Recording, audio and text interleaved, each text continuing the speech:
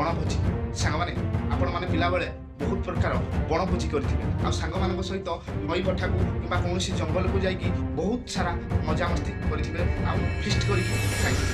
ସେହି ସମୟ ଆସିଛି, ଏଇ ନୂଆ ବର୍ଷ ଆସୁଛି, ଯେଉଁ ନୂଆ ବର୍ଷରେ ଆପଣମାନେ ପିଲାବେଳେ ଆପଣମାନଙ୍କ ସାଙ୍ଗମାନଙ୍କ ସହିତ ବହୁତ ସମୟ କାଟୁଥିଲେ ଆଉ ବଣଭୋଜି କରୁଥିଲେ। କିନ୍ତୁ ଆଜିର ସମୟଟା ଟିକେ ଅଲଗା। ଆମ ପାଖରେ ବର୍ତ୍ତମାନ ପଇସା ଅଛି, ବଣଭୋଜି କରିବା ପାଇଁ ସାଙ୍ଗ ନାହାନ୍ତି। ଆମ ପାଖରେ ପଇସା ଅଛି, ସେ ଯେଉଁ ସାଙ୍ଗମାନେ ବି ଅଛନ୍ତି ସେ ବଣକୁ ଯିବା ପାଇଁ ଭୋଜି ବଣରେ କରନ୍ତିନି, ସେ ହୋଟେଲ କିମ୍ବା ବାରରେ ଭୋଜିଟା ହୁଏ, ଯେଉଁଥିରେ କି ଆମେମାନେ କିଛି ସ୍ପେଶାଲ ଜିନିଷ ମଗେଇଥାନ୍ତି ନିଜ ପାଇଁ ଆଉ ତାକୁ ଖାଇଥାନ୍ତି। ସେଇଟା ଆମର ଫିଷ୍ଟ ଥାଏ। କିନ୍ତୁ ଏ ଫିଷ୍ଟ ଆଉ ସେ ପିଲାଦିନର ଯେଉଁ ବଣଭୋଜି ଫିଷ୍ଟ ଥିଲା ଗୋଟେ ଆଗ୍ରହ ସହିତ ଏତେ ତାରିଖରେ ଭୋଜି ହେବ, ତ ସବୁ ସାଙ୍ଗମାନେ ଏକାଠି ହେଇ କିଛି କିଛି ପଇସା ଦେଉଥିଲେ, ନାଁ ଲେଖାଯାଉଥିଲା, ଆଜି ଇଏ ଦେଲା ପଇସା, କାଲି ସିଏ ଦେଲା, ତାର ସେତିକି ବାକି ଅଛି ଆଉ ଆର ବାକି ଅଛି। କିନ୍ତୁ ଆଉ ସେ ସମୟଟା ଆଜି ନାହିଁ ଆଜ୍ଞା।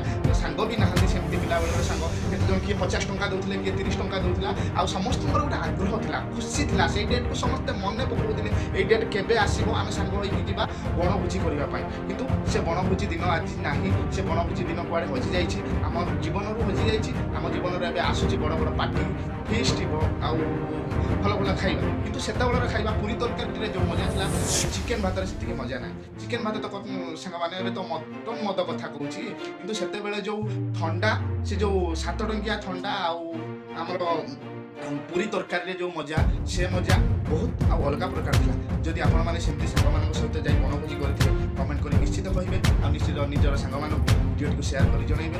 ରହିଲି ଜୟ ଜଗନ୍ନାଥ। ଆଗକୁ ଯେହେତୁ ନ୍ୟୁ ଇୟର୍ ଆସିଛି, ସମସ୍ତଙ୍କୁ ହାପି ନ୍ୟୁ ଇୟର୍ ଆଡ଼ଭାନ୍ସ। ଭିଡ଼ିଓଟି ଯଦି ଭଲ ଲାଗିଛି କମେଣ୍ଟ କରିବେ ଆଉ ଚ୍ୟାନେଲଟିକୁ ସବସ୍କ୍ରାଇବ୍